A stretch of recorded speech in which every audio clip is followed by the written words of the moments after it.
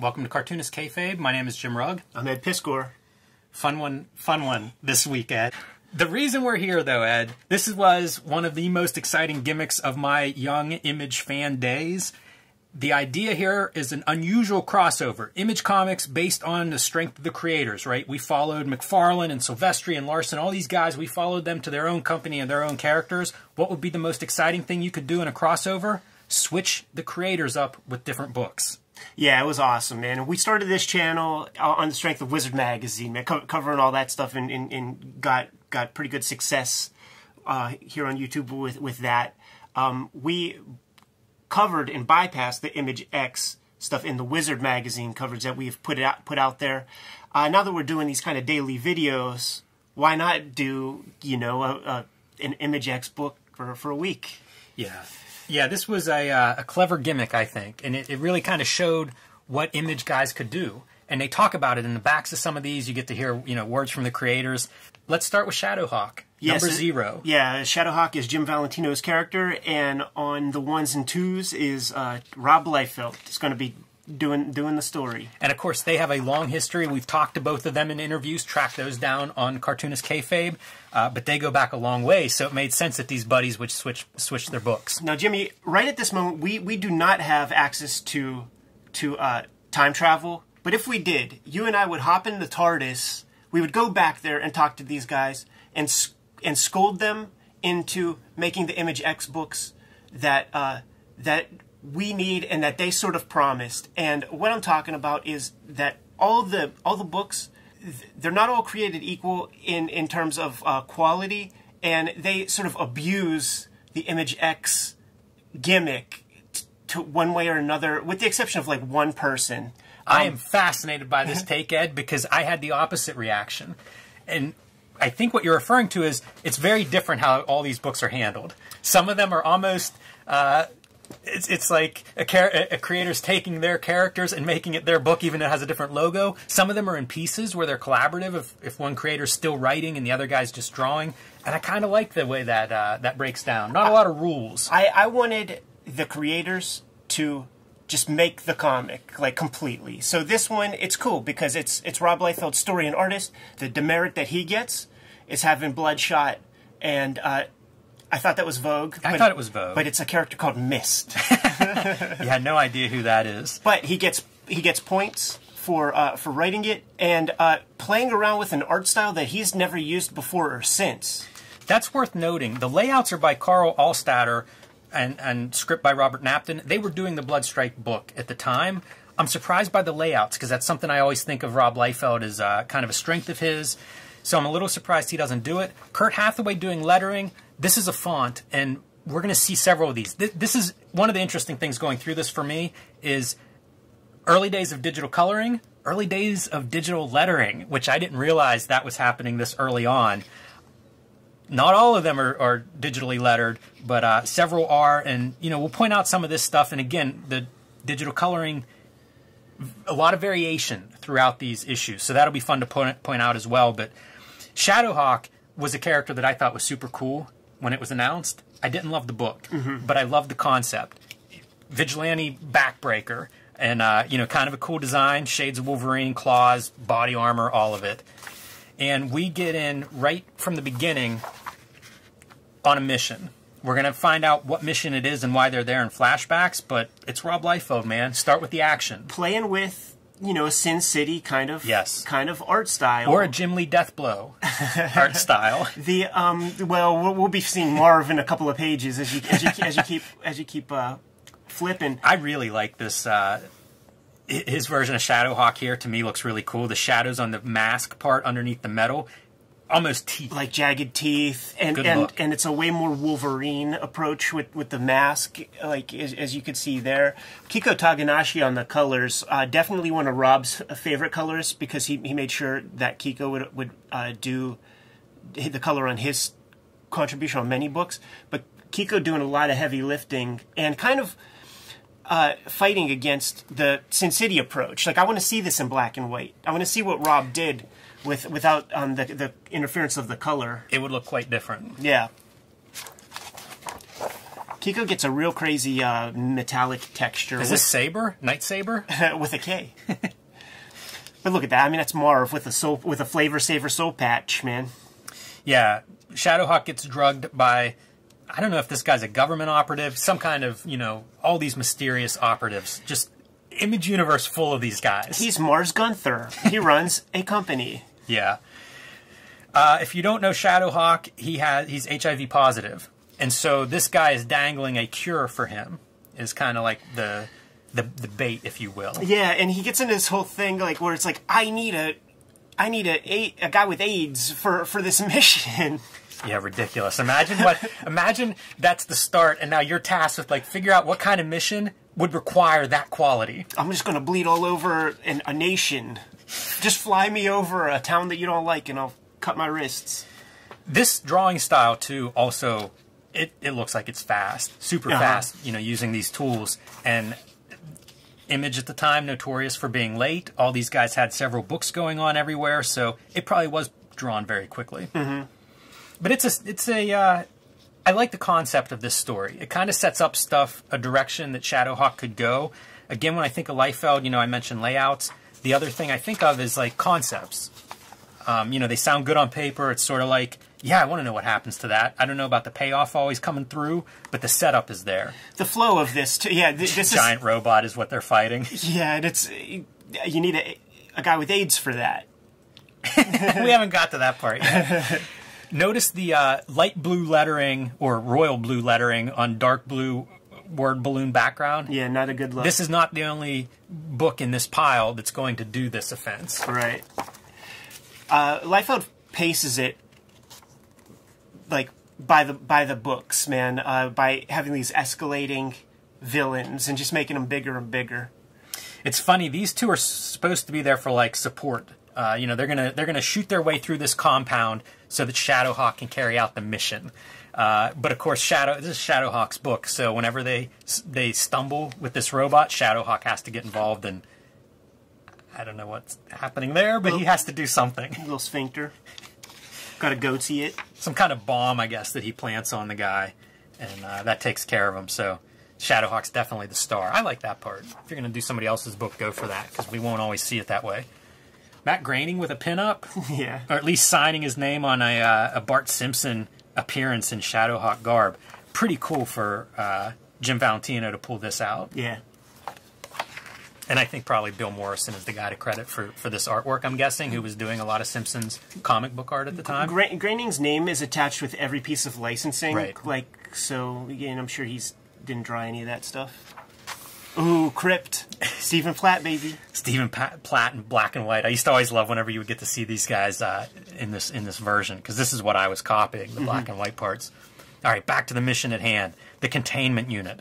So what they're there for is, this is some kind of HIV vat that is going to infect a big part of the population, dump it in a water reservoir or something to that effect. He's supposed to stop it. So that's why you need him, I guess, he's going to be exposed to this possibly. Jim, you get extra points for being able to keep up with the story. Yeah. Yeah, I don't know if that's extra points, Ed. Bloodstrike doing Bloodstrike. I like this Bloodstrike a lot. I always like that version. Mignola-ish villains or something, like with these circle eyes. I think that Mignola would do Mole Men's little mole guys, sort of like that with the big eyes and shit. Yeah, he liked the circles. Like Lobster Johnson, I think, would have those goggles that would kind of glow. Yeah. So, mission accomplished. Saves the world from HIV infection by this super villain, and now they're going to extraction, running out of there. I would like to see this in black and white. I was just thinking, I want to see this in black and white. This ship. You know what this reminds me of a little bit is we looked at Youngblood Strike File. And there are those pages where there's no background. It's just these cool-looking figures and then, a color gradient or something. I wonder if that's an influence on a little bit of the approach to the art style of this book. I was thinking of that. When you saw Gunther, whatever his name is, the drapery, it looked like Jay Lee as much as it looked like Frank Miller. Yeah, that's ridiculous. All the coloring that makes that ship three-dimensional. They left their explosions behind. Nice mushroom cloud happening. I don't think I noticed that before. Wow. he had to look at just like held up a toy or something, right? Held up a little G.I. Joe car. Maybe. You know, it reads like it makes sense for having such few. I mean, I think it looks good. Marks. I think it looks good. That's what I'm saying, man. Like, it looks almost too good. It almost reminds me of when people do like a 24-hour comic, and you'll see kind of these bigger marks where it's like, I'm inking this fast. Dude, he's re-embracing the style of his engagement comic from Youngblood #6 to his wife. You know, like he was using Sharpies and stuff on that. All right, so here he is to get the cure. They had a deal, you know. Well, Gunther lets him know when it suits me and shoots him. This is... You really have to be tuned into the extreme style of guns, I think, to read what's happening here. Right. Wakes up in Sin City on top of a building with the Gunther hologram message. But he does explain that where the cure is and how kind of to point him in the path to go find the cure. And that's basically the end. It's kind of a setup. If you're Shadowhawk, you could go in this direction. If you're Valentino, you could go in this direction with Shadowhawk of like, there's this cure. I have some parts to start on that search. And I remember reading this and thinking like, that's a good concept for Shadowhawk. It's a mission that makes sense as a reader. It's real easy for me to understand what's happening and send him on his way. Some of these books will work that way, where they're in, quote unquote canon of the title, and can be spun out. By the way, I think all of these books take place on the same day, and we'll mark it by the full moon, because it is in all of them. That's amazing. People at home, man, one of the few 1963 character appearances was in Shadowhawk 14. I love the ads in these things. Definitely. There's some really strange ones. A little bit of, I mentioned the creators. We'll talk a little bit about their background or how this X month came about, what their experience was. And he talks about going way back with Rob Liefeld. Even credits Liefeld as the reason that he's part of Image, because everything else is Spider books or X books, the top-selling books at Marvel, and somehow Valentino gets part of it. It's because of his long association with Rob Liefeld, and he talked about it on that interview and told some fun stories. So, if you're interested in more of that, we have it. Yeah, shoot interview on the channel. Early McFarlane Toys again with the retro ads here. Look at that Todd Toys logo. This was the era, man. I picked up each of those figures at Kmart. How bad was that one, though? With a little bendy, bendy flexi. Trying something. Jimmy, I wouldn't know because I never took them out of their package. Oh, right, yes. There's your list of creators and characters at Image at the time, and it's pretty impressive. If you want to pause the video and check that out, it's amazing what they accomplished in their first year or two in business. And how about that for a killer back cover ad? That's it. Wrap it up with Steve Bissett's Tyrant, one of my favorite comics, and kind of amazing to see that in Image X month. This video is brought to you by the books that we make. Coming out in November, I have Street Angel, Princess of Poverty from Image Comics. This collects all of the Street Angel comics that are not in Street Angel Deadliest Girl Alive, also available from Image Comics. I've also been self-publishing True Crime Funnies you can buy on my website, jimrugg.com. You can also get these from my Patreon, patreon.com/jimrugg, where you can find 1986 and BW zines. As Hulk Grand Design is my contribution to the Grand Design series from Marvel Comics. These are going out of print, so pick this up if your comic shop still has one and you haven't added it to your shelf yet. Ed's latest, Hip Hop Family Tree Omnibus, 500 plus pages of all the Hip Hop Family Tree comics, plus 140 bonus pages. X-Men Grand Design collects Ed's 3 X-Men Grand Design volumes in one easy-to-find trade paperback because several of those original volumes are out of print. And Red Room, Antisocial Network, and Trigger Warnings, both available now with a 3rd volume, Crypto Killers, coming in January. And now back to our video. All right, today, Ed, we're going to check out Cyberforce number 8. Let's put it right next to this one. This is the Todd McFarlane crossover issue, and you can see the signature McFarlane after Mark. That's Mark Silvestri, who was doing this cover. I guess Silvestri did it first, and then McFarlane came in and picked up on the same style. Got a little flack for that, being lazy, copying someone else's cover. I love that pink magenta background. To me, that really pops.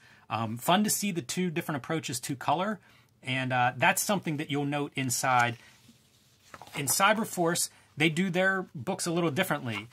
We looked previously at Dragon and Shadowhawk, where Rob Liefeld and Jim Lee's teams were doing their own stories.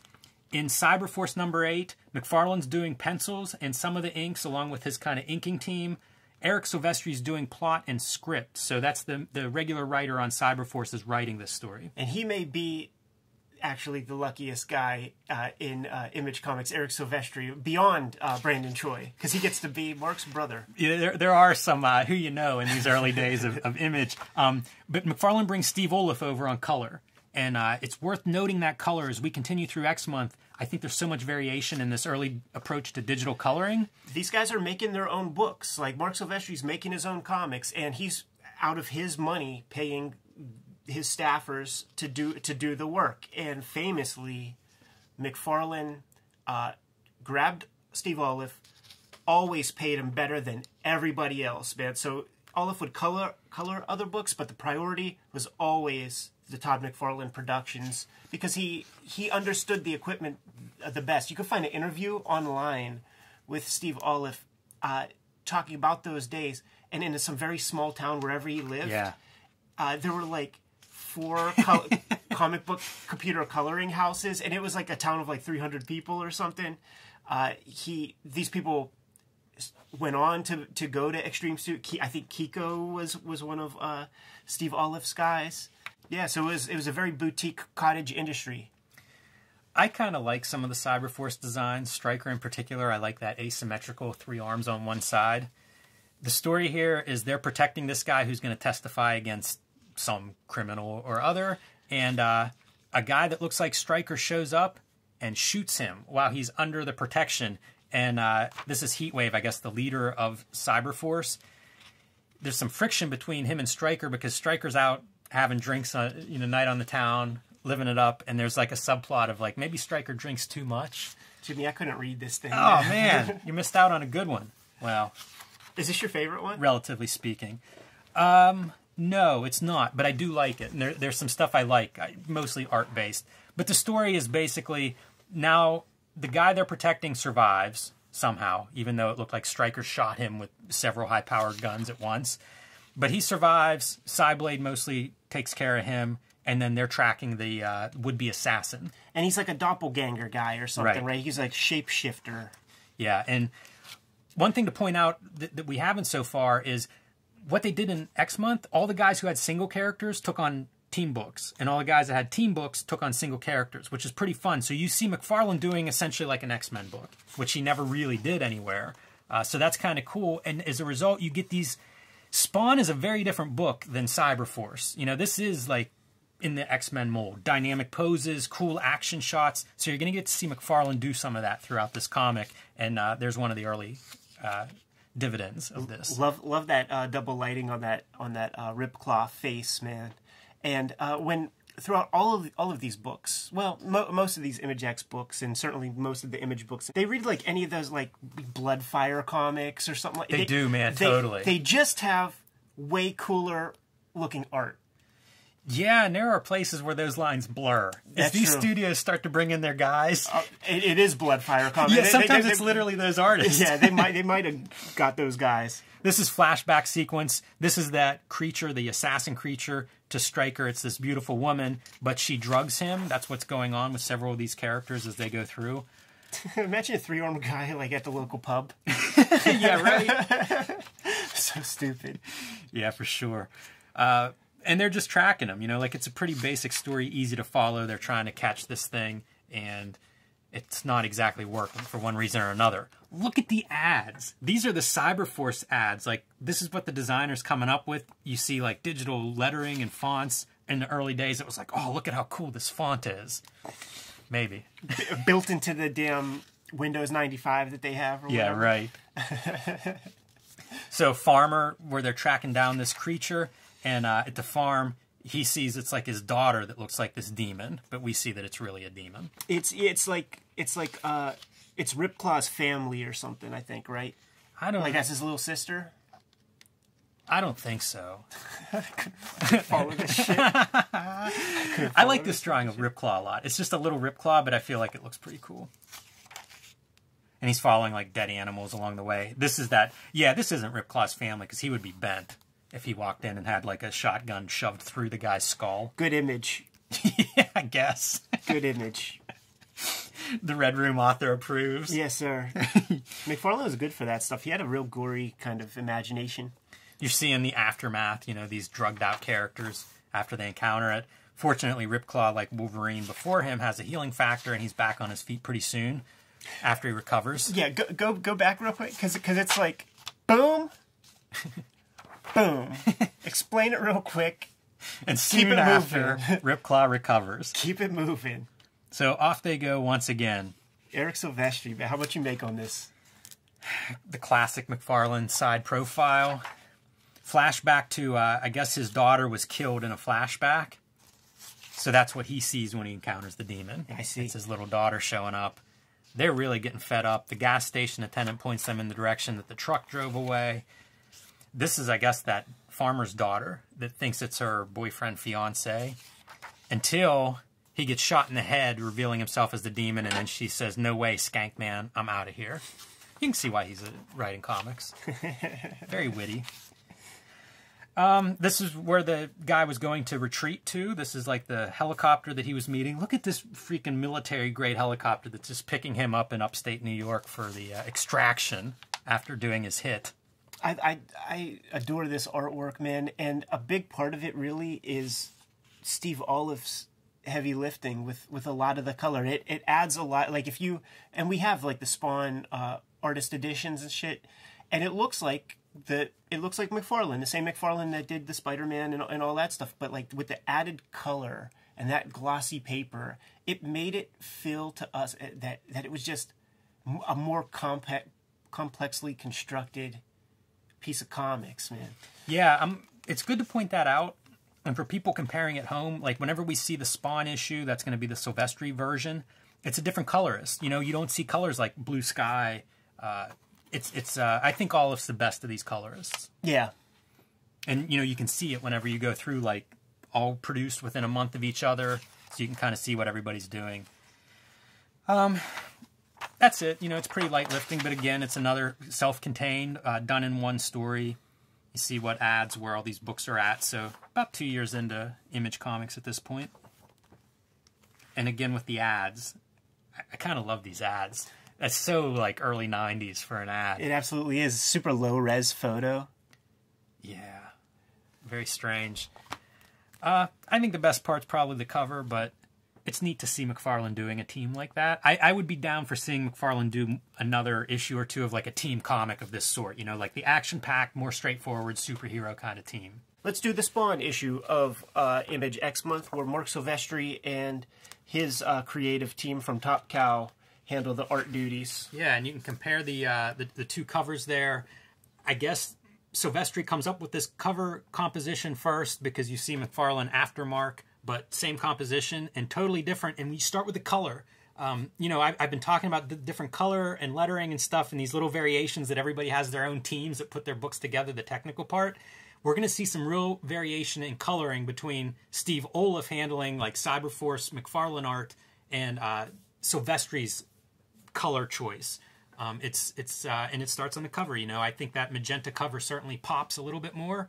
I don't mind the color on the Spawn 25 cover, but if you see which one's on the rack, to me, there's no question which one stands out. That Spawn head looks severe on that thing, man. He looks very diseased. Yeah. Very sick. Really gross. 5 years in hell will do that to a person. All right, guys, if you're uninitiated to the Spawn comic, one thing that you should absolutely know, because this is part of Spawn canon, written by Todd McFarlane. One thing that you absolutely need to know is you'll never get anything worthwhile whenever you see these three faces. There's never anything that really matters, so don't fear all those words. You could just bypass that. But we can start with color commentary here. And also, how do they use these logos? I'm shocked that they're able to use those trademarked logos on page 1. But note how they're like the same color as the background, which might be how they get away with using them, as at a glance you don't even notice that they're there. Yeah. I don't know if that was the colorist's orders, was to make sure we don't get sued over these logos being visible. The Image dudes would bring their colorists from their studio, but not their letterers, man. So Tom Orzechowski still handling the lettering chores here. Yeah. And I'm going to say, Orzechowski's lettering of these 6 books, to me, by far the best. There are several early fonts that are being used in some of these books. You just appreciate Orzechowski's lettering, man, whenever you start comparing it. A lot of this stuff I read and forgot about nearly immediately, man. But one thing that I could tell you is that if you're a homeless person in a Spawn comic, you're not long for this world, man. You're going to have some trouble in your life. I've got a lot more to complain about than just that. This is baseball talk. Todd McFarlane, a very well-known baseball fan, guys complaining about, you know, the team losing. It's in New York, talking about the Yankees. One of the guys brings up, you're probably still mad about the Babe Ruth, Red Sox selling the Yankees Babe Ruth. No New York Yankees fan is mad about that. That's the greatest moment in New York Yankee history. They hate the Red Sox. It's the curse of the Bambino, and sure enough, he's mad about it. Yeah. What? That's like an Invasion of the Body Snatchers moment right there. We found out you're not really our hobo buddy anymore. You're this guy that doesn't know what New York baseball is. Very strange. And then he goes off to pee. Talks about how great it is, man, making his bladder gladder. Yeah. 2 panels later, this guy grabs him and he pisses himself. With what? Very strange writing. This is an Alan Moore moment too, of cutting from scene to scene, where it's like the visual previous page. He drops his wine bottle, it breaks on the floor. Cut to the scene of the guy dropping his coffee mug and having it break on the floor. Right. It's kind of clever, but we quickly we'll get one more of those. It's where the window shot cut to the guy kicking through the window in the next building. This is fun, man. McFarlane's really connecting the dots on these scene transitions for the first 2. And then we have the guy who was terrorizing the homeless dudes is going to connect with his boss, who is this crazy-looking demon that's really mad at a mob boss. It's like a demon from hell, but he's got some sort of quarrel with Tony Twist. Yeah, you're looking at this wrong. He's mad at a hockey player. Right. This is a demon from hell, man. He likes the heat. He's mad at this guy who's running around on the ice.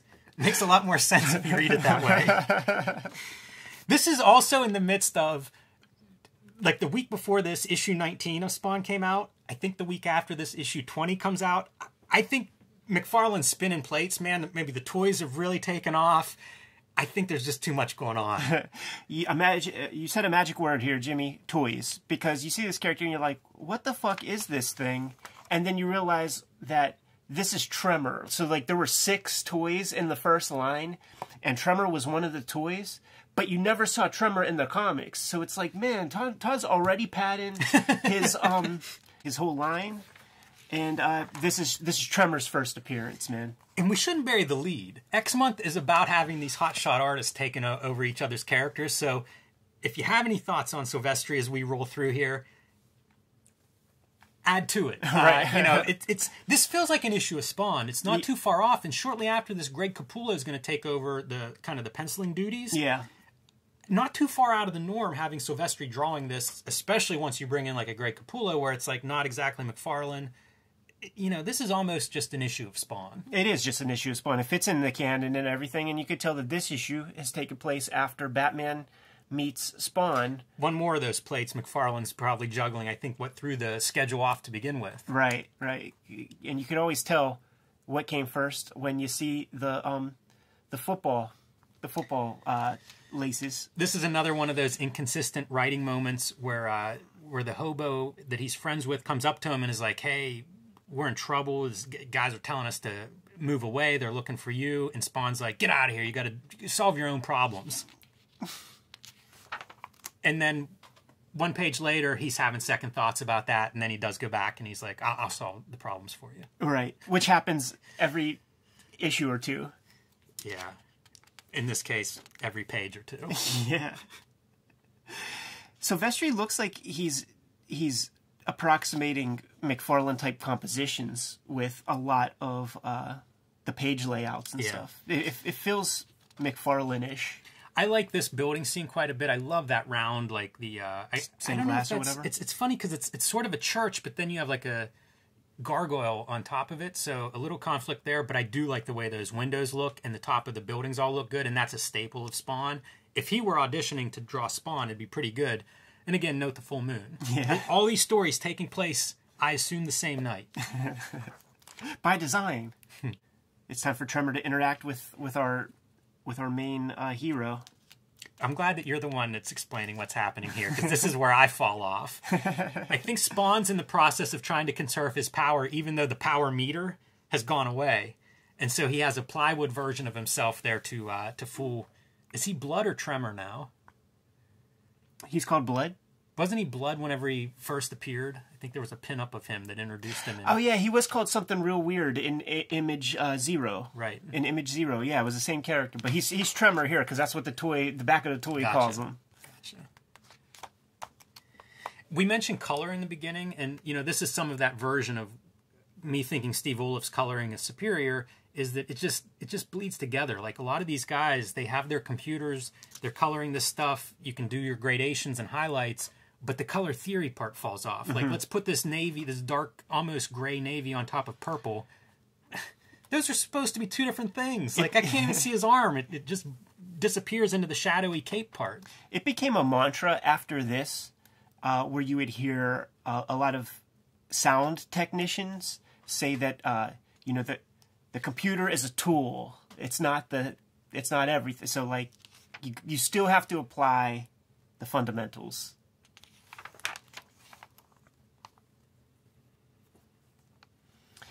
And one of the things, like with the Tremor toy, is he could shoot that fist. so we got to make sure we get that in the comic at least one time, man. They even call it out, I think, in the captions: a biomechanical appendage, extended twofold, retracts in a blink. And that is a toy advertisement. And then we realized that Tremor wasn't just a demon from hell. He got some sort of alteration by way of your hockey player, Tony Twist. And it also happened during a full moon. These are like werewolf comics. Right. And sometimes there's 2 full moons. Incredible. Once again, feels a lot like, you know, your standard Spawn comic. That's where this falls short. Like, letting Todd McFarlane do the writing. Like, let's see what Eric Silvestri and Mark Silvestri can do with it's probably the least story of any of these issues. There just nothing happens in this issue. Like, it ends up with, it's like, oh, the miscommunication, we're not enemies. Yeah, he gives him a folder. Spawn goes off to Tony Twist's office, procures a file folder, gives it to Tremor, and Tremor, this is a funny panel of just like this crazy demon leaving with a little Office Max manila envelope. This is like a dusty finish. This issue. It's just not satisfying for anyone.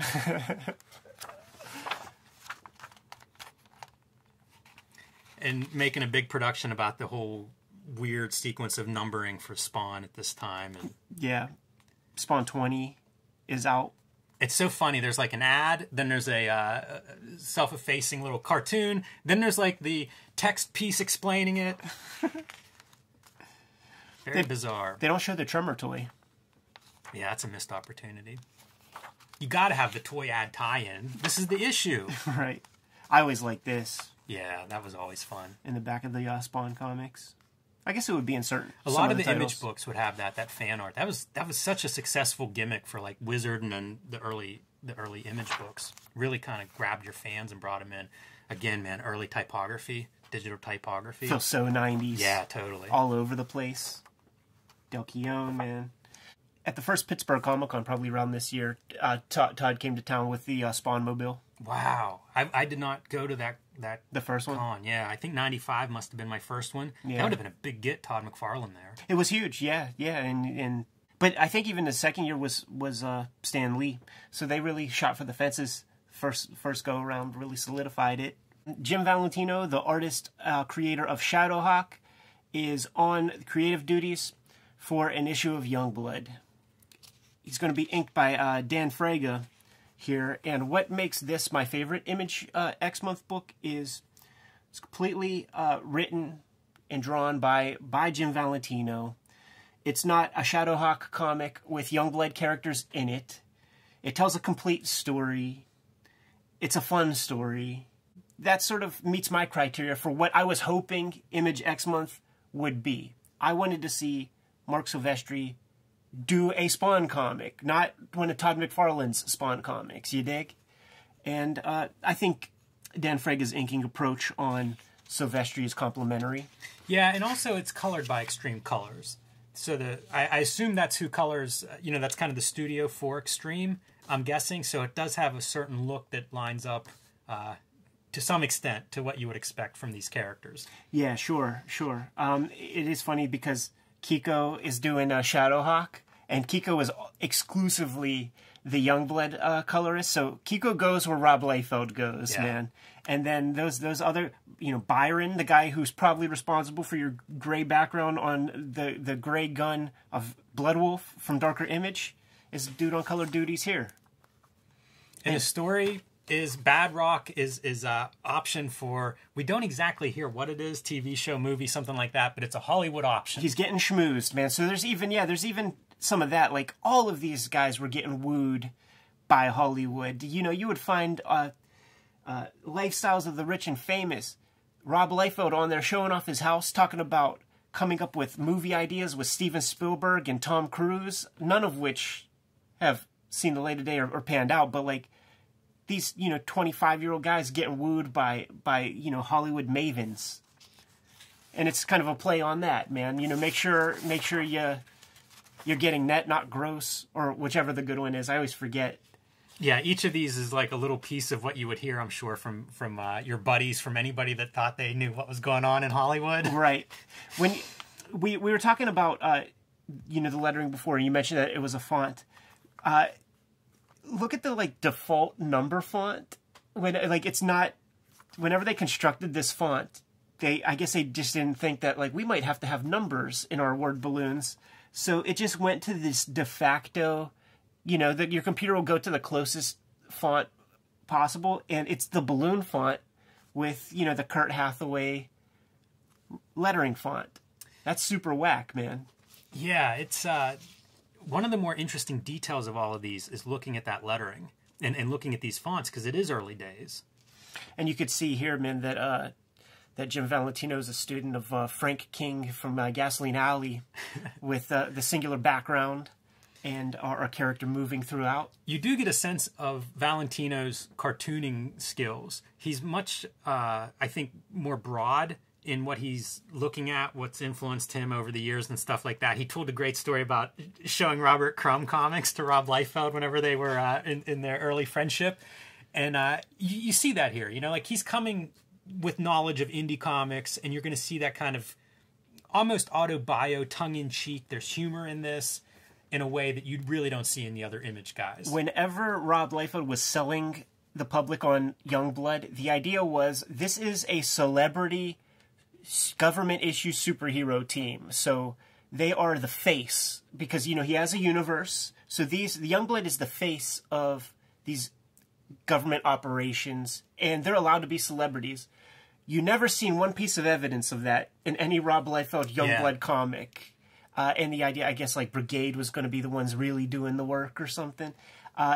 This is a comic where you get to kind of see a little domesticity in a Youngblood comic, which you just never fucking got, man. It is funny as shit, man, seeing Bad Rock in all of these different scenarios. And lest we forget, man, this is a 90s comic, so you got to give the big puffy sneaks, backwards hat. Yeah, it's pretty bizarre. It is in line with your description, though, of what Youngblood is. But it's bizarre to see it. Yeah, I know. The closest we ever saw in the Rob Liefeld stuff was Bad Rock was on a David Letterman type show, and there was still some violent altercation required or something. Yeah, and they say the licensing fee is $50,000. I think he does more damage in the process. He does $50,000 worth of damage just in this comic. He's a rock star. Yeah. And for those who don't know, the character of Bad Rock he's a little boy that's in a big cement body. So he's an 8-year-old or something. Is he that young? No, I don't. Yeah, know. I don't know either. Well, I always pictured him a little bit older, but we don't see 13. anything pervy. So yeah, he's probably pre-teen, I guess. Right, yeah. I have no idea. Yeah, he's not looking for titty flicks. But as you say, he's certainly an immature kid in this Hulk-like body. So much you could have done with that. that too, man, because like when I discovered these comics, when I started reading Youngblood, like I was in like middle school, approaching high school age, and that's when kids are hitting the gym and actually able to put on muscle, and like when you get into a fight, it doesn't just sting anymore. Like you can really hurt each other, and having an immature kid with like this amazing brawn, there's so much storytelling possibility that you could do here. And this is him in this Hollywood meeting, which again, I feel like is part referencing probably real meetings that Valentino's sat through or whatever. Talk about time-wasting kind of endeavors. And Badrock just wants to eat and hang out and imagine all the stuff that's going to come out of this, because that's the other part. You're sold like this is going to the moon, man. You're going to be the biggest thing ever. A little bit of a naive character. He's buying it hook, line, and sinker. Pogs. This was the era, man. Fucking Badrock Pogs. It is funny what comes out, like kids' meals. Yo-yos. Yo-yos. That's probably from Jim Valentino. I was gonna say, that's Jim Valentino's Pog. Yeah, that's a slightly older guy doing this version. And here's our Steve Spielberg analog. George Spielopoulos. Hollywood sightseeing, being a tourist there, rips the top off of his limo because it's Badrock, man. Yeah. Rock star. Going to Venice Beach. Look at Fraga, man. Putting his little black flag dude in there. He's got that beret. That's what you got to do. Little slingshot bikini, Vampirella style. You would always hear tell of like these like goofball Muscle Beach characters, man. You would see them in like you would see them in canon film type.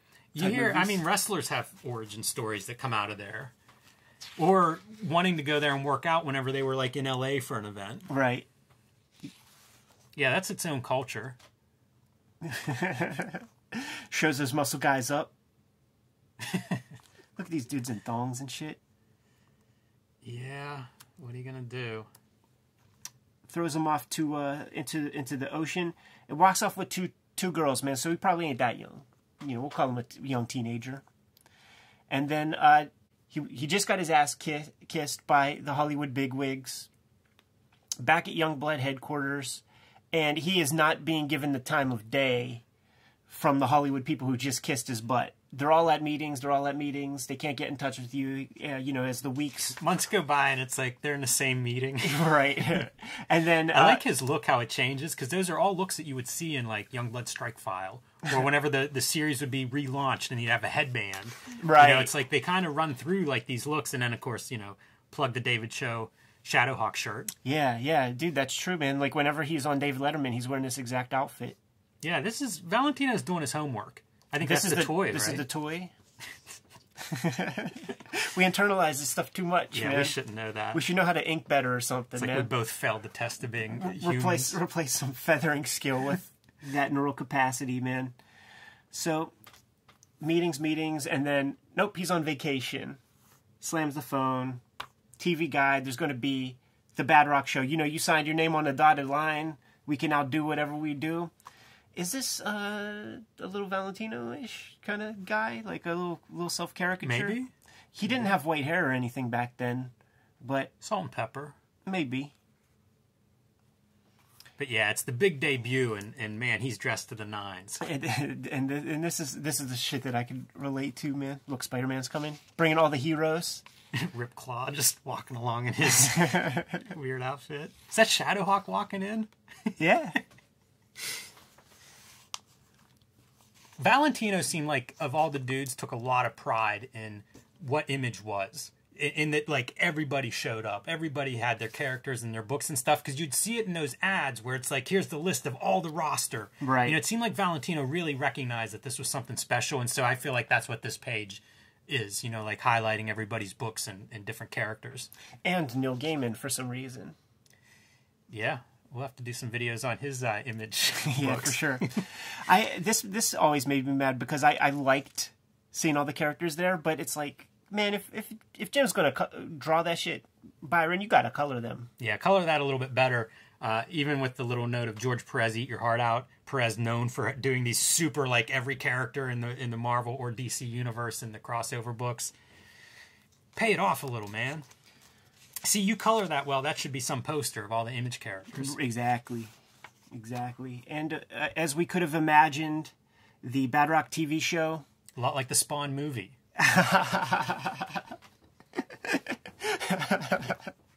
That's perfect, man. And he's just increasingly more and more embarrassed as his peers and friends start to laugh and mock and all that shit, man. And like, boy, fun cartooning, watching him go through that expressions, and probably a challenge for a cartoonist. Whenever I would see the books and they would have like all the facial expressions, like learn to draw all of these. But when you apply it to like the concrete faced guy, right, not the most emotive face. I did work on some animation stuff in the past, Jimmy, and I was super stoked and was interviewed, and all of my family was very excited. There was a certain point where I was like locked out of the process, the FTP stuff, and I didn't see the assets and how everything was congealing into its final form. So the first time I saw it was the first time everybody saw it. I didn't get out of bed for a month, Jimmy. I really didn't. But we sign off with a nice splash with Shaft and Nightsaber. That's pretty good.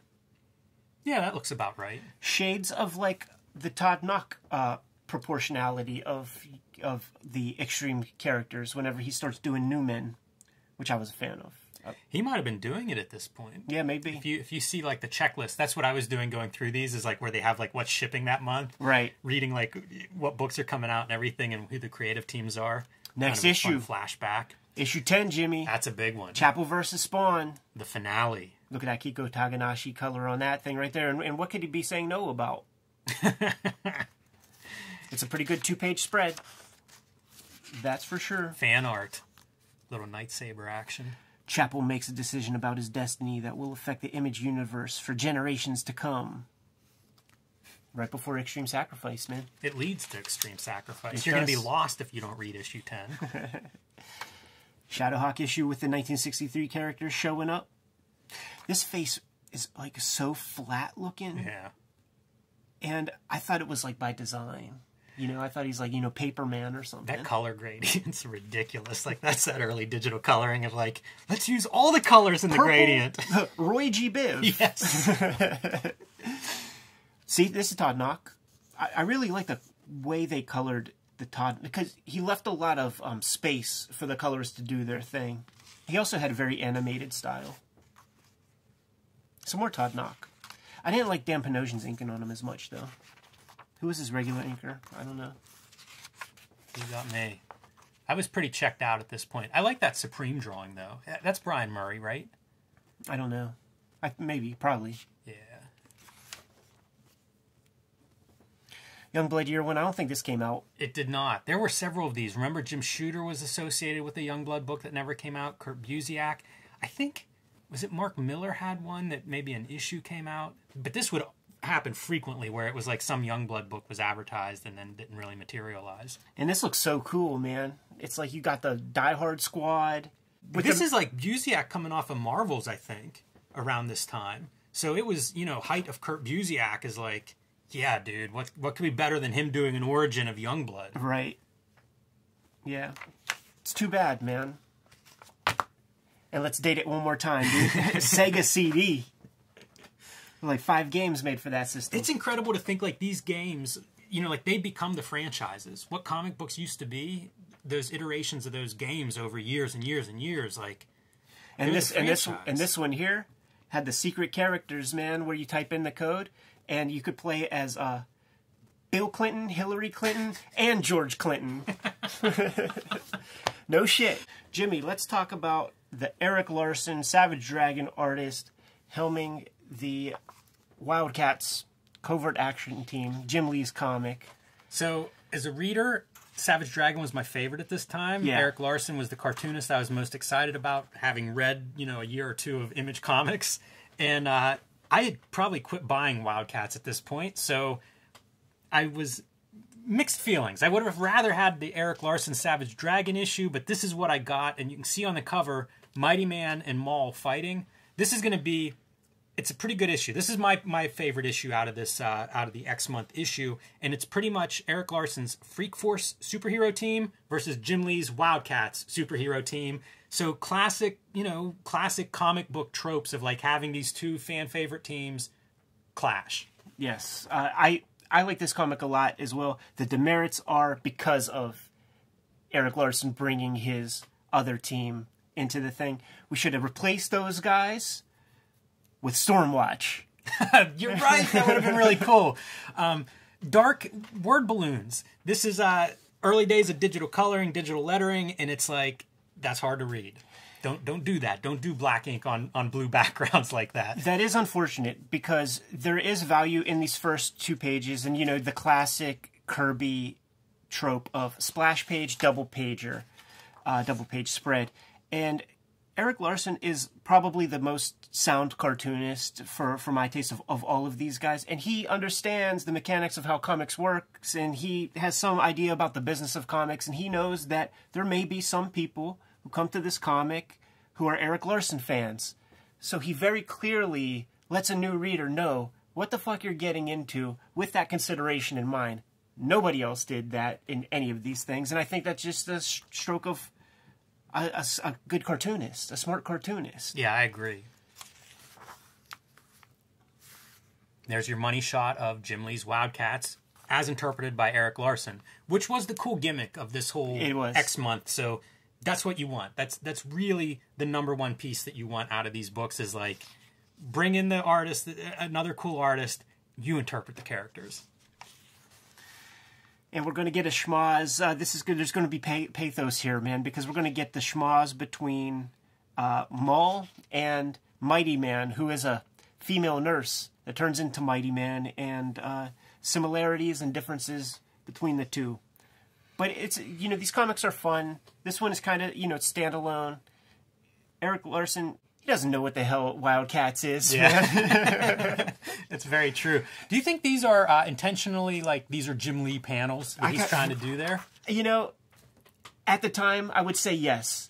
But if you keep reading Savage Dragon and see some of the shit that he does, it quickly becomes Eric Larson stuff. Yeah, that's what I was thinking, too. Like, in some ways, it could be that, but it's not that different than what you're seeing in the Eric Larson language. The Eric Larson art style, though, I think of it compared to the rest of his Image, Founding Fathers, is a far more organic style than everybody else. Like Brandon Choi had the habit of writing a lot of these like acronyms that would then be spelled out down here, and so Larson's doing a little bit of a caricature of that writing style too, where it's even things like ASAP is spelled out as soon as possible. So. Totally, and it's all leading to this joke right there, BFD. Yeah, no, that was a good piece, man. So yeah, what happens in that Mighty Man, one of his fights, this woman who's injured was like somebody Maul cared about. I'm not positive what their relationship is, maybe an ex-girlfriend or something, but whenever Maul learns that, this building collapsed and injured his friend, he's out for payback. And Maul's gimmick, the bigger he gets, the less, he's almost like the Hulk or something. Like he loses his mental faculties as he gets bigger, and getting bigger is important if you're fighting the world's mightiest mortal, Mighty Man. That's all well and good, Jim, but how whack is Warblade without his costume on? Wait, that's not Doc Samson? Hey, speaking of Warblade, this made me remember that Simon Bisley did a Warblade miniseries that's really cool. As you can imagine, Bisley with a guy who has knives for fingers. Right. Works pretty well, but yeah, that's not the best look for Warblade.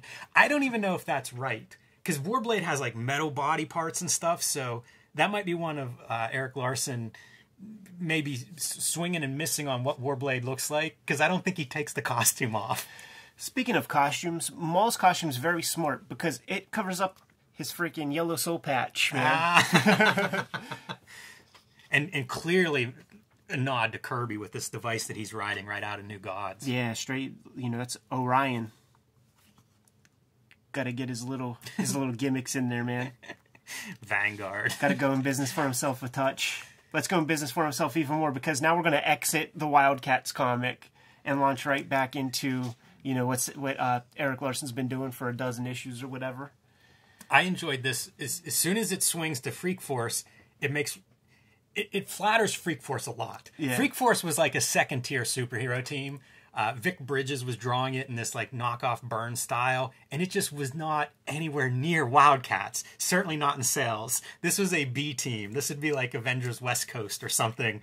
But here, Larson really shines, man. They look good, and they look like rivals and equals. It's kind of cool. Yeah, I mean, I only know that I do have the Freak Force comics, but I know them from their appearances and introductions in the Savage Dragon. Right. So this is status quo to me. And I should say, not a bad series. Like I'm not, putting the series down. It's just that's how they were viewed. Like that series never sold in the numbers of something like a Wildcats. I look at Larson's cartooning, and I just love his internalized comic book cartoony language. Like just looking at these trees, and it's just like very simple iconographic leaf textures, grass textures, bricks, but it all reads, and it's all there, man. Even the use of shadow to show like this morose panel, cartooning 101. Yeah. You lose it if you're trying to make everybody look cool with badass shadows, but if you use it selectively, it can be a tool to show that kind of like, Mighty Man's just hurt over this thing. And that's when Maul shows up. This is what Larson does, man. Yeah. And this is what you want. Again, rereading these, like this issue stood out to me because it's a bunch of these characters fighting. What else are you going to do in one of these issues? Yeah, that's all you want, man. So you create the MacGuffin, you got the schmoz, and that's what we're going to have, a couple pages of that, dude. And it's fun to see Larson's treatment of such a big character, because for as big as Savage Dragon is, he ain't this big. No, and he's going to keep getting bigger. Again, Hulk-like, he's getting more and more angry. And Larson plays with these proportions really well, man. And this is what an Image comic is, too. You can't judge this for not being Love and Rockets. Yeah. It's an Image comic. This is what they're built on. This is what you want. And of course, whenever they see their buddy Mighty Man in trouble, Freak Force is there. He's got their back. And of course, Wildcats see every Freak Force ganging up on Maul, so they got to join the ruckus. Larson's like, oh shit, I forgot. It's a Wildcats comic. I gotta get these guys in there. Gotta love this kind of 2-page spread. Because it is a challenge, like how do you make everybody look pretty cool? I like the Warblade now in costume. I think those claws look really good there. Yeah. It's hard to draw like teams like this. I mean, X-Men did it for, decades. That's not an easy thing to do. It's not. You got to juggle the characters. Chris Claremont described it as dance choreography. Yeah, speaking of which, you see it in these pages where it's like, go this way, go this way, go this way. Pretty slick how that works. And again, it's just showcasing 2 superhero teams. These should have a toy ad at the back. That is a fierce punch right there. I love the way that Larson twists the figure. You can tell that he has sound knowledge of like the cylinders and shapes and how to twist the torso and the hips to dramatic comic book action effect. Yeah, I do love that punch, and it's a directional device too, going down the page in reading order to really emphasize that movement. I loved Super Patriot. I know. It's unfortunate that background's yellow and his torso's yellow. Right. But it was a good design. Like at some point we're going to have to look at the Super Patriot miniseries, but it was a really wild design of just guns and just madness for a character. This may be a touch blurry because we have our thing locked, but man, that Spartan eyeball, that's a good touch. Yes. Yeah, it's violence. That's a good money. That's the mini, like the half splash page. You would get these in the Eric Larson Savage Dragon issues because they were pretty dense. So you would get these like half splashes that were just really cool, and that's one of them. Savage Dragon's making his appearance. Of course. Look at him with that gun. Just the shape of him, man. His proportions are, man, they're good. Figuring out those proportions took everybody a while, if you weren't Eric Larson. Yeah. And now we're going to have our moment. The schmoz is done. The fight is done. They realize that they're all, homies. Maul kind of sees the transformation, sees, Mighty Man turn back into a female nurse. So the fight is off. Yeah. You know what? Mighty Man, that's the plan. Like, Mighty Man's trying to figure out how to bring Maul down and calm him down, and that's what Mighty Man decides to do. And it works. Maul's like, huh? So now we have the meeting. Or no, this isn't the nurse. No, that's his friend who was injured. Right. Like, he left her, I guess, to protect her, and now she still gets injured. There's so little characterization in Wildcats. Eric Larson probably doubled the characterization with that scene. Certainly for Maul. Yeah. And then everybody parties on the beach. Yeah. We get our camel toe shot.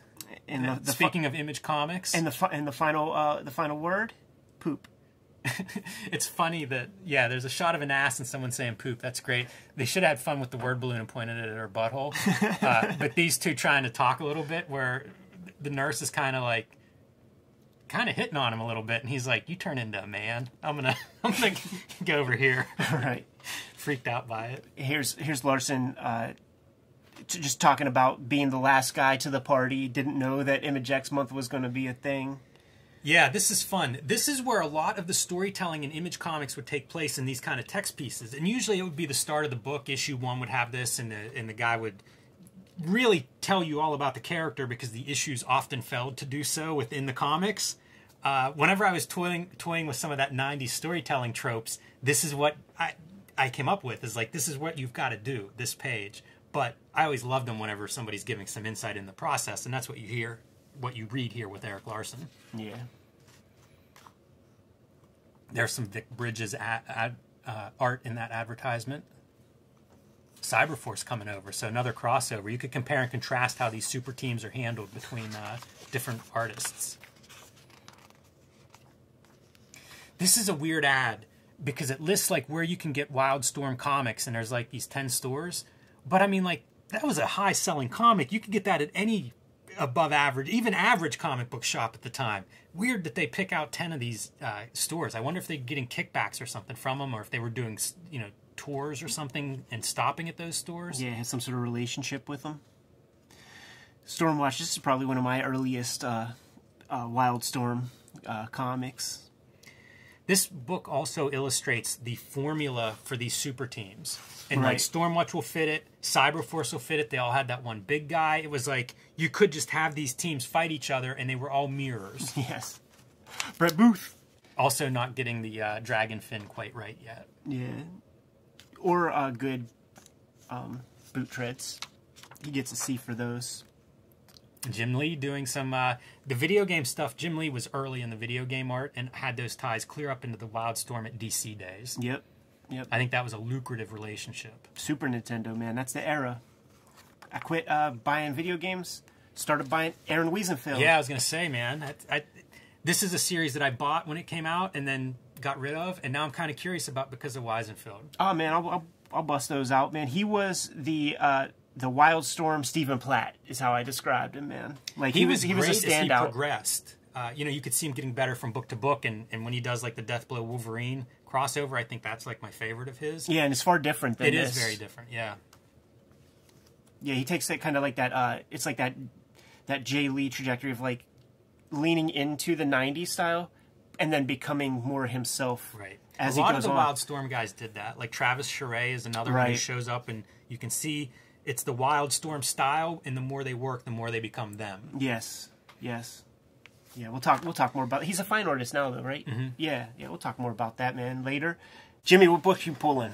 All right, let's go to Savage Dragon number 13. Nice. Savage Dragon was my favorite comic at this time. I was reading every issue and loving it, and my reading was interrupted to have Jim Lee come on board. So let's see how he does. Jim Lee and the luckiest man in Image Comics, Brandon Choi. Yeah, Scott Williams not in the credit here on the cover. Bennett instead. Nice cover. Like the cover quite a bit. I feel like that's a pretty badass looking dragon. Love the tactical gear, man. Yeah. And it's like he studied how these guys like use the flashlights in those kind of precarious positions. The anchor thing is very much worth noting. You can start flipping. It's very much worth noting because it really sells you on like what Scott Williams really brings to the table when you see some goofballs. There's stuff. Couple of pages by Scott Williams, and we'll try to keep that in mind. But you can see it's inking by a group, and they're labeled finishes. This is the last book that Jim Lee does before going on hiatus, so it's possible that it's a little bit more in the finisher's hands to kind of put their stamp on this.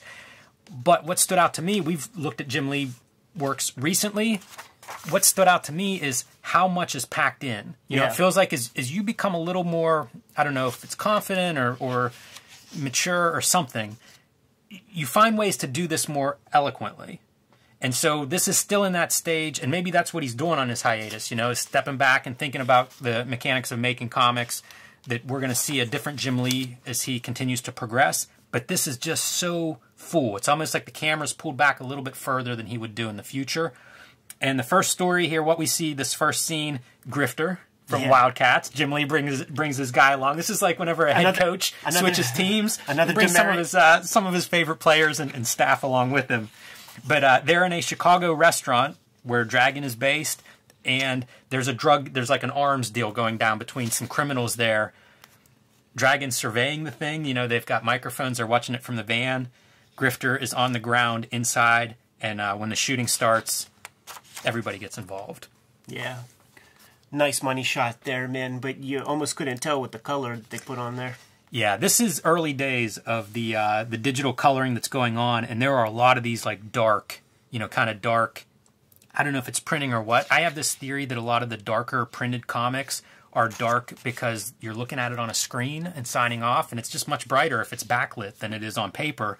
And so I wonder if that's part of what we're seeing, why some of these colors are so dark. The other thing too, like when they started putting the original like color on computer on comics. If you get even a 5% K, which is the black value, that means that black dots have to be added to your color, and that's what you get here. Like there's black value in this, there's black value in that, and it grays out your color. Yeah, that's a really good point. Alex, the supporting character from Dragon, is shot in the process of this the shootout here. These are kind of our two big bad guys who are trying to orchestrate this arms deal to establish Demon Seed, a new character, to put him in charge of the Chicago underworld and then the world. So Jimmy, like, we don't have to bury the lead. Like, Eric Larson did another issue 13.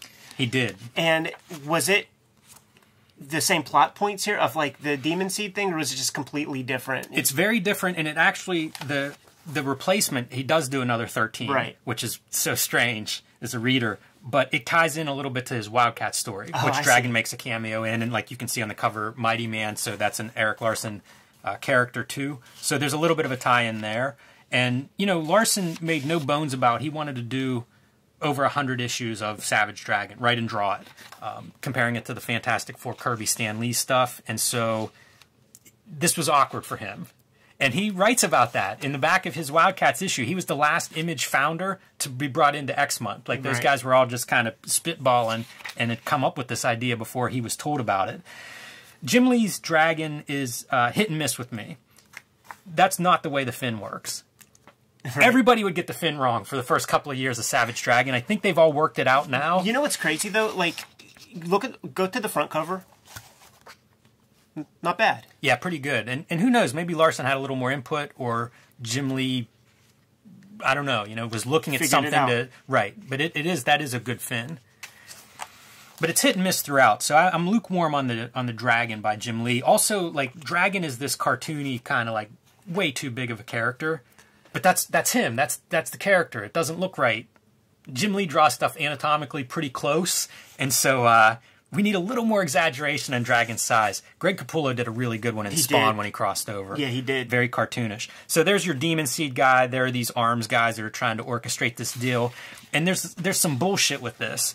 And the bullshit is they're trying to get advanced weapons from the Ukraine. This dude, I believe, is part of like one of the alien races in Wildcats. You want advanced weapons, man? Bring them in from the alien advanced technology, right? Yeah. Well, Jim Lee comics, or it's like canon films, you know. Like whenever there's these cliche drug busts that we've seen in like every canon film, you know, that had Chuck Norris in it or something like that, man. You come for the drawing, but when it gets down to the story, forget about it. And the knock that I have on this one, too, is this is a grifter story. It Dragon is. just guest appears. I was going to count panels and then lost interest in that. Yeah. But I'm sure that Grifter's in more stuff than the Dragon, more panel appearances. And it turns out Grifter is working with her. They're undercover international operations agents.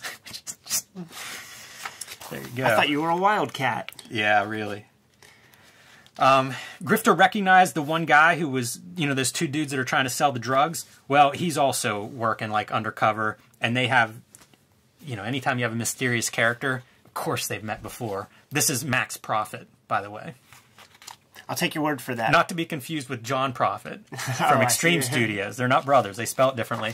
And FYI, there's that moon. Full Moon Fever, man. X month happens on the night of the full moon. Dig. Get your pinups. Not my favorite, but I love that they would do the pinups in the centerfolds. Yeah, the pinups are almost always, like, they were cool to look at, but they always were off. Like, and as a kid, I would get certainly offended at how off some of these pinups would be. It's like, man, Jim Lee's the only guy who could draw Grifter. Yeah, really.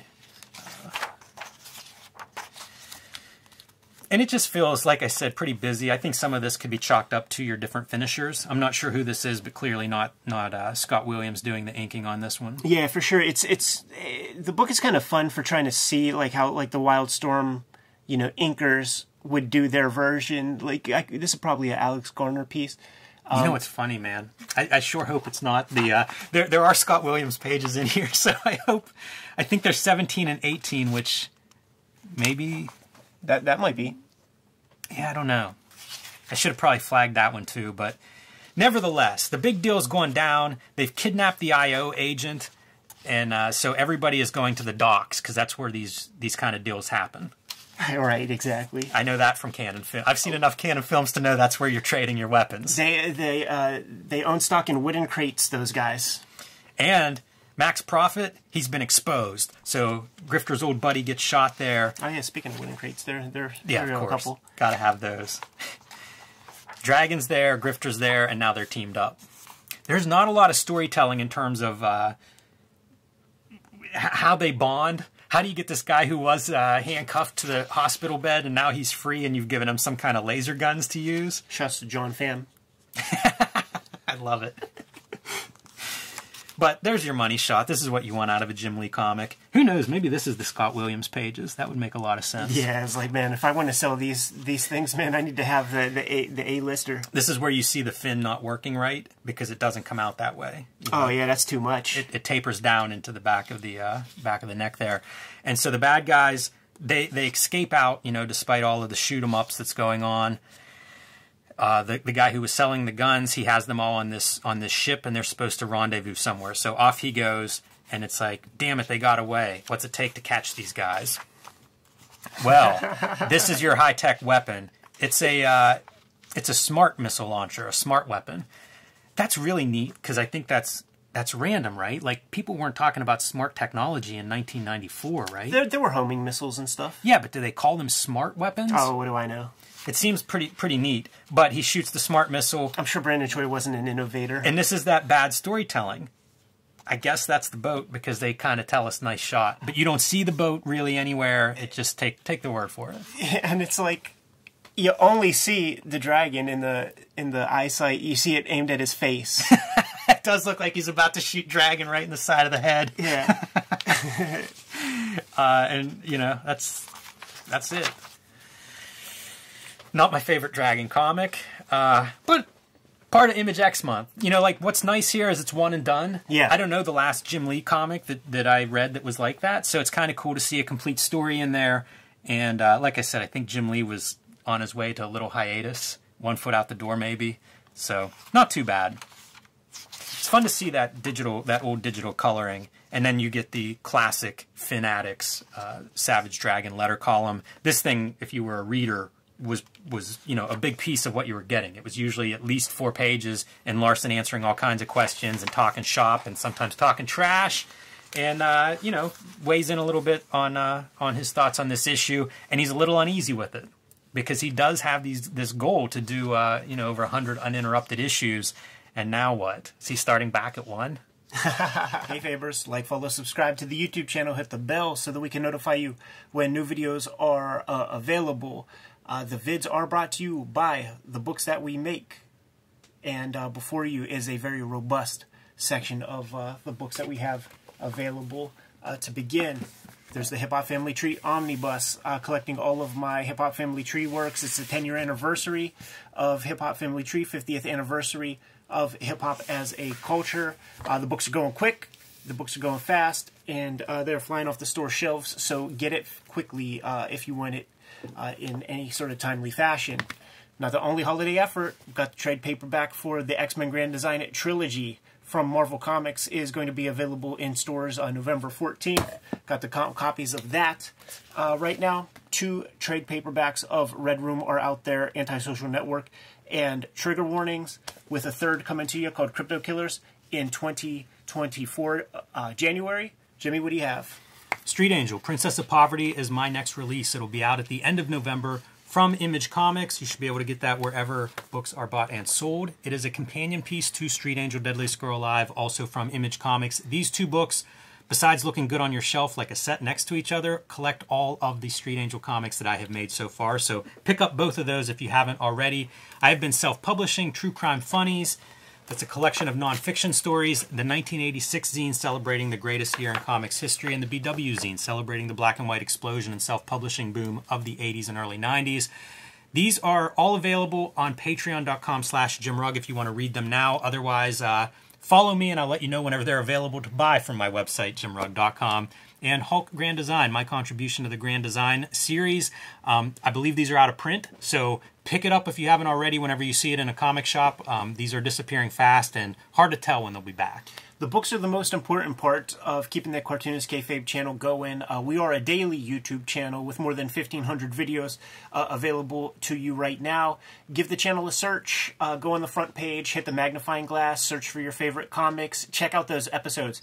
If we did not talk about your favorite comics, let us know what they are in the comments, and we will push those comics a little bit higher on our to-read piles. The Patreon helps subsidize the Cartoonist Kayfabe channel. 3 different levels of participation there, but the King Kayfabers, the top dogs, they get all the videos that we shoot before anybody else gets to see them. They're hanging out with us in the live stream chat room right now as we are recording, and we always shoot a couple extra videos, at least 1 extra video, so there's a big queue of videos that develop that only the Kings have access to before we release those, later on down the line when Jimmy and I have to take a break or something like this. Once again, the books are the most important part, but there are a few other ways to support the channel. Jimmy, let the people know. You can subscribe to the Cartoonist Kayfabe newsletter at the links below this video to keep up on what we have coming out and when.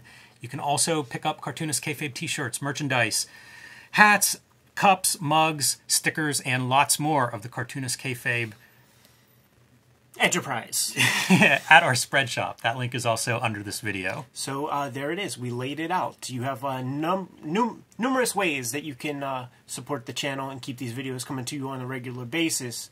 Jimmy, without further ado, let's get out of here. But first, please give everybody their marching orders. Read more comics. Make more comics.